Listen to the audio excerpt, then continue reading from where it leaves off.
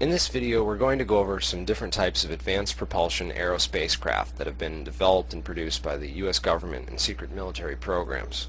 I hope to explain a portion of UFO sightings and better help people identify flying objects and know if they are seeing something they should be recording or not. The Office of Naval Research produced several flying platforms and flying jeeps between 1953 and 1959. The Hiller VZ-1 Pawnee was the first in a series of VTOL platforms, including a flying disc-style craft known as the VZ-9 Avrocar, which used a single central high-speed turbine to create a pressure gradient along the bottom surface of the craft known as the Quand effect, thus providing lift.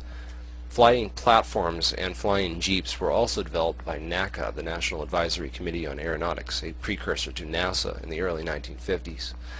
The DH-4 Helivector and DH-5 Aerocycle were both produced in 1955, and the Benson B-10 Prop Copter, 1959, the Curtiss VZ-7, etc., etc., all proved to be much too dangerous and unstable for practical military application, and I'm not going to waste much time on these dinosaurs because your chances of seeing them in the near future are slim to none unless you plan on visiting a museum.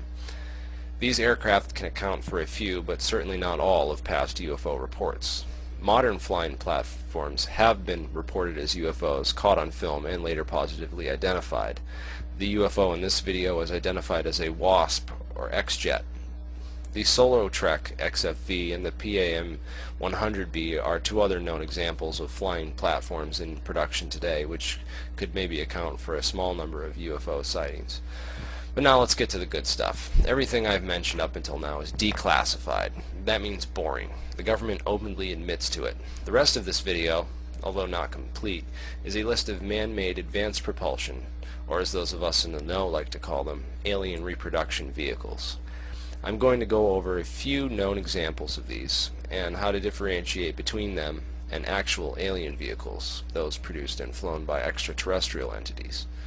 The first on our list is the TR-3B Flying Triangle, which is the craft we see in the first ever episode of X-Files. This craft was the first ever prototype ARV to use the superfluid anti-gravity centrifuge engine. It looks like they built the engine first and then came up with the aircraft design to build around it to make it fly. If you notice, the fluid is rotated inside of a small semi-spherical container located at the center of the craft. Since the TR-3B uses an accelerator with a small radius, it only succeeds in eliminating 85% of the total weight of the craft. Thus, the rest of the lift is provided by 3 thrusters at each corner of the triangle, similar to the PV-704's use in the Avrocar propulsion drive, only these run on liquid oxyhydrogen.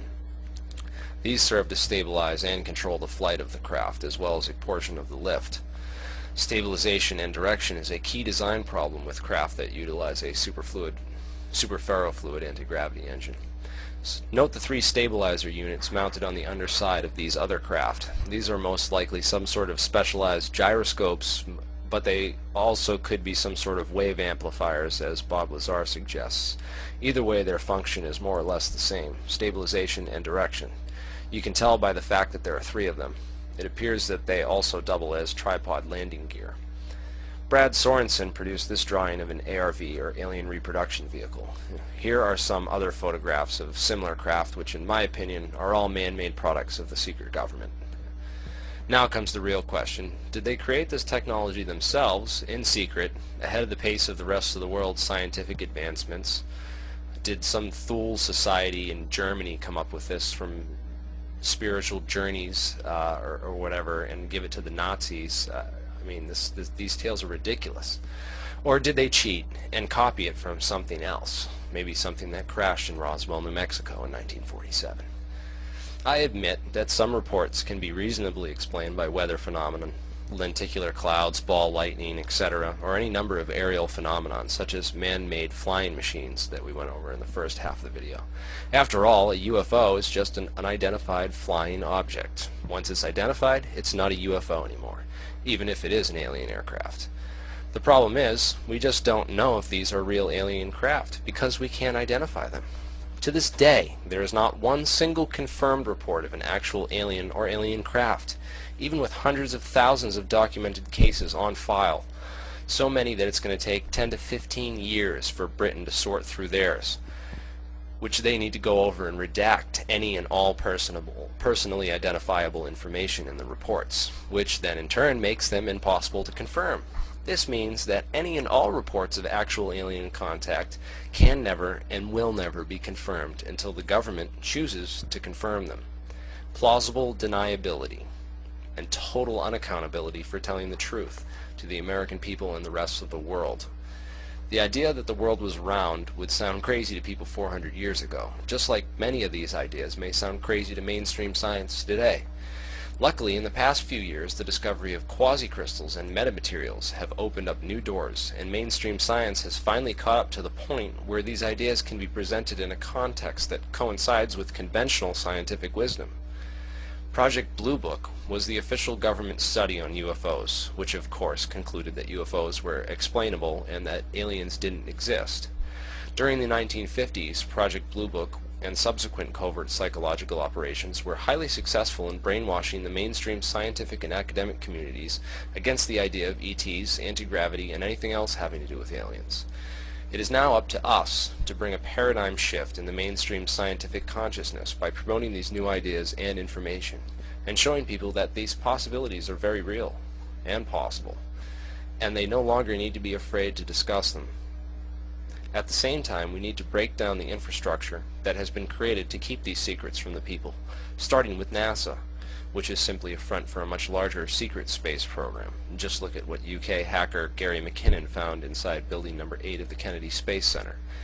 Which leads us to our next subject, UFOs which cannot be identified and are believed to be the real deal, actual alien craft. The two most commonly cited are rods, long carrier ships, and saucers or flying discs, which are sometimes mistaken for rods from a side-on view from far away. Real alien craft are extremely lightweight and maneuverable, with inertial drive systems that can take 90-degree turns at breakneck speed without having the pilots or crew experience the impulse acceleration. The propulsion system is super-engineered and modified to a degree that could never be manufactured or reproduced by human facilities. They simply couldn't grow quasicrystals that large and that pure and that perfect. The drive systems literally create their own inertial reference frame by rotating so quickly that the massive frame dragging or frame skipping effect occurs from relativity in the immediate space-time continuum around the craft. This literally bends space-time around the craft itself rather than propelling the actual craft through space-time. So if you have a UFO sighting that describes something incredibly fast that moved like nothing they'd ever seen before, then there's a good or better chance of it being a legit sighting. The fact that aliens would be technologically equipped with metamaterial cloaking or active invisibility camouflage combined with our own human optical limitations severely reduces the chances of you seeing a real alien spacecraft. This is why many UFO photographers and videographers are now switching to filming in the infrared and ultraviolet spectrum.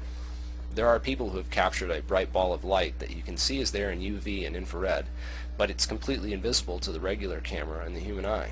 This is pretty solid proof that something is definitely there that doesn't want to be seen and is using some rather sophisticated technology to achieve both meta-invisibility and noiseless, emissionless powered flight. There's also the chance that you could catch a glimpse of a craft coming out of or going into its meta-invisible state. This can often be confused and misinterpreted by the untrained observer. As the surface of the craft becomes meta-active, there is a brief but extremely intense flash of light, brighter than the daylight sun. Sometimes there is more than one flash, but once it finally engages the surface plasma on oscillation frequency, the craft will basically disappear completely from sight. Now think about this. You're watching this thing go flying by, suddenly it flashes and then disappears. One could just as easily conclude from this observation that, oh, the craft flashed a really bright light and then warped to hyperspeed and took off faster than I could see. I've even heard people try to claim that the flash of light is like a luminous sonic boom as the craft jumped to light speed. This is a seemingly logical explanation, even though it is wrong.